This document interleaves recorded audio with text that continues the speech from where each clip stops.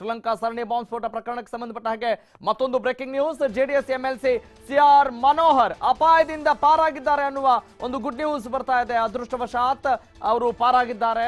ನಿರ್ಮಾಪಕ JDS MLC CR Manohar ಪಾರಾಗಿದ್ದಾರೆ ಅನ್ನುವ ಮಾಹಿತಿ ಲಭ್ಯವಾಗ್ತಾ ಇದೆ. ಒಂದು ಸಂತಸದ ವಿಚಾರ ಅಂತ ಹೇಳ್ಬೋದಾಗಿದೆ. ಸದ್ಯದ ಈ ದುಃಖದ ಮಡುವಿನಲ್ಲಿದ್ದಂಥವರ ಎಲ್ಲರ ಪಾಲಿಗೆ ಇವರು ಇಲ್ಲಿ ಪಾರಾಗ್ತಾ ಇದ್ದಾರೆ. ಅಟ್ಲೀಸ್ಟ್ ಕೆಲವೊಬ್ಬರಾದ್ರೂ ನಮ್ಮವರು ಯಾರೋ ಬದುಕು ಬರ್ತಿದ್ದಾರೆ ಅನ್ನುವ ಒಂದು ಸಂತೋಷದ ವಿಚಾರ ಅಷ್ಟೇ ನಾವು ಶೇರ್ ಮಾಡ್ಕೊಳ್ಬೇಕಾಗಿದೆ. ಉಳಿದಂಥವರ ಪಾಡು ಗೋಳನ್ನ ನೋಡಿದಾಗ ನಿಜಕ್ಕೂ ದುಃಖದ ಸಂಗತಿ ವೀಕ್ಷಕರೇ. ಒಟ್ಟಿನಲ್ಲಿ ಕೊಲಂಬೋಗೆ ಸ್ನೇಹಿತರ ಜೊತೆ ತೆರಳಿದ್ದಂಥ ಸಿಆರ್ ಮನೋಹರ್ ಪಾರಾಗಿದ್ದಾರೆ. ಅಣ್ಣನ ಮಗ ಇಶಾನ್ನ ಹೊಸ ಚಿತ್ರದ ಲೊಕೇಶನ್ ಹುಡುಕಲು ಪ್ರವಾಸವನ್ನ ಕೈಗೊಂಡಿದ್ರಂತೆ. ಕೊಲಂಬೋದ ತಾಜ್ ಸಮುದ್ರ ಹೋಟೆಲ್ನಲ್ಲಿ ಸಿಆರ್ ಮನೋಹರ್ ತಂಗಿದ್ರು. ನಿನ್ನೆ ಬೆಳಿಗ್ಗೆ ಚಿತ್ರೀಕರಣದ ಲೊಕೇಶನ್ ನೋಡೋಕೆ ಅವರು ತೆರಳಬೇಕಾಗಿತ್ತು. ಆ ಒಂದು ಉದ್ದೇಶವನ್ನ ಇಟ್ಕೊಂಡು ಅವರು ಶ್ರೀಲಂಕಾಗೆ ಪ್ರಯಾಣ ಬೆಳೆಸಿದ್ರು.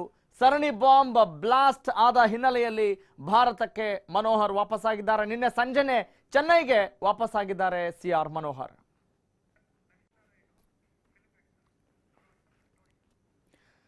ಬನ್ನಿ, ಈ ಬಗ್ಗೆ ಮತ್ತಷ್ಟು ಮಾಹಿತಿಯನ್ನ ನೀಡ್ತಾರೆ ನಮ್ಮ ಸಿನಿಮಾ ಬ್ಯೂರೋ ಹೆಡ್ ಲಕ್ಷ್ಮೀನಾರಾಯಣ.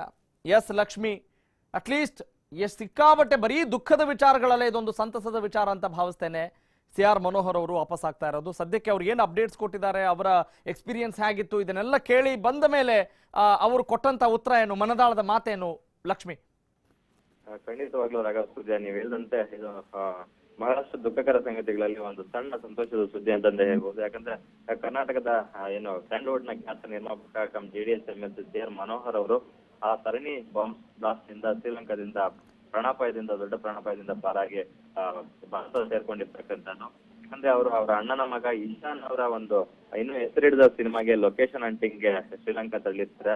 ಇನ್ನೇನು ನಿನ್ನೆ ಬೆಳಗ್ಗೆ ಎದ್ದು ಗೆಳೆಯರ ಜೊತೆ ಅವರು ಲೊಕೇಶನ್ಸ್ ನೋಡೋದಕ್ಕೆ ಹೊರಗಡೆ ಹೋಗ್ಬೇಕು ಅಂತ ಎಲ್ಲ ಪ್ಲಾನ್ ಮಾಡ್ಕೊಂಡು ರೆಡಿ ಆಗ್ತಾ ಇರ್ತಾರೆ. ಅಷ್ಟರಲ್ಲಿ ಅವರಿಗೆ ಬರದಂತೆ ಏನು ಒಂದು ವಿವಿಧ ಲೊಕೇಶನ್ಸ್ ಅಲ್ಲಿ ಶ್ರೀಲಂಕಾದಲ್ಲಿ ಸರಣಿ ಬಾಂಬ್ ಸ್ಫೋಟ ಆಗಿರ್ತಕ್ಕಂತ ಮಾಹಿತಿ ಬರುತ್ತೆ. ಅವರು ಇದ್ದಂತಹ ಏನು ತಾಜ್ ಸಮುದ್ರ ಹೋಟೆಲ್ ಪಕ್ಕದಲ್ಲೇ ಮತ್ತೊಂದು ಕಡೆ ಬಾಂಬ್ ಸ್ಫೋಟ ಕೂಡ ಆಗಿರುತ್ತೆ. ಸೊ ಹಾಗಾಗಿ ಇವರು ಆ ಒಂದು ಇದರಿಂದ ತಪ್ಪಿಸ್ಕೊಂಡು ಹೇಗೋ ಬದುಕುಳಿದು ಈ ಕಡೆ ಏನು ಏರ್ಪೋರ್ಟ್ ಬಂದು ನಂತರ ಕೂಡಲೇ ನಿನ್ನೆ ಸಂಜೆ ವೇಳೆಗೆ ಅವರು ಚೆನ್ನೈ ಏರ್ಪೋರ್ಟ್ಗೆ ಧಾವಿಸ್ತಾರೆ. ಇನ್ನು ಸದ್ಯ ಸಿಆರ್ ಮನೋಹರ್ ಅವರು ಚೆನ್ನೈಯಲ್ಲೇ ಇದ್ದಾರೆ. ಚೆನ್ನೈಯಿಂದ ಬೆಂಗಳೂರಿಗೆ ಇವತ್ತು ನೈಟ್ ಅಥವಾ ನಾಳೆ ಬೆಳಗ್ಗೆ ಬರುವ ಸಾಧ್ಯತೆ ಇದೆ. ಆದ್ರೆ ದೇವರಿಗೆ ತುಂಬಾ ಋಣಿಯಾಗಿರ್ತೀನಿ ನಾನು. ಈ ಒಂದು ಇದರಿಂದ ನಾನು ಪಾರಾಗಿರ್ತಕ್ಕಂಥದ್ದು ನಮ್ಮ ಇಡೀ ಕುಟುಂಬಕ್ಕೆ ಖುಷಿ ತಂದಿದೆ ಅಂತಕ್ಕಂಥ ಮಾಹಿತಿಯನ್ನು ಸಿಆರ್ ಮನೋಹರ್ ಅವರು ನಮ್ಗೆ ದೂರವಾಣಿ ಕಾರ್ಯ ಮೂಲಕ ನಮ್ಮ TV5ಗೆ ತಿಳಿಸಿದ್ದಾರೆ ಅಂತ ಹೇಳ್ಬೋದು. ಓಕೆ ಲಕ್ಷ್ಮಿ, ಇವ್ರ ಜೊತೆಗಿದ್ದಂತ ಗೆಳೆಯರೆಲ್ಲ ಆರಾಮಾಗಿದ್ದಾರಾ ಅಲ್ಲಿ ಹೋದಂತವ್ರು? ಯಾಕಂದ್ರೆ ಸಿಆರ್ ಮನೋಹರ್ ಅವರು ಮತ್ತೆ ಅವರ ಗೆಳೆಯರು ಎಲ್ಲರೂ ಒಂದೇ ಹೋಟೆಲ್ ನಲ್ಲಿ ಒಟ್ಟಿಗೆ ಉಳ್ಕೊಂಡಿದ್ರು. ಹಾಗಾಗಿ ಯಾರಿಗೂ ಏನೂ ತೊಂದರೆ ಆಗಿಲ್ಲ. ಹಾಗಾಗಿ ಇವ್ರು ಯಾರ್ಯಾರೆಲ್ಲ ಹೋಗಿದ್ರು ಅಷ್ಟು ಜನ ಒಟ್ಟಾಗಿ ವಾಪಸ್ ಬಂದಿದ್ದಾರೆ ಸೇಫ್ ಆಗಿ ಅಂತ ಹೇಳ್ಬೋದು.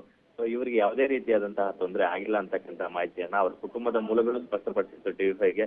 ಜೊತೆಗೆ ನಾನು ಈಗಷ್ಟೇ ನಮ್ಮ TV5 ವತಿಯಿಂದ ಸಿಆರ್ ಮನೋಹರ್ ಅವ್ರನ್ನ ಮಾತಾಡಿಸುವಂತ ಒಂದು ಕಾರ್ಯ ಮಾಡಿದ್ವಿ.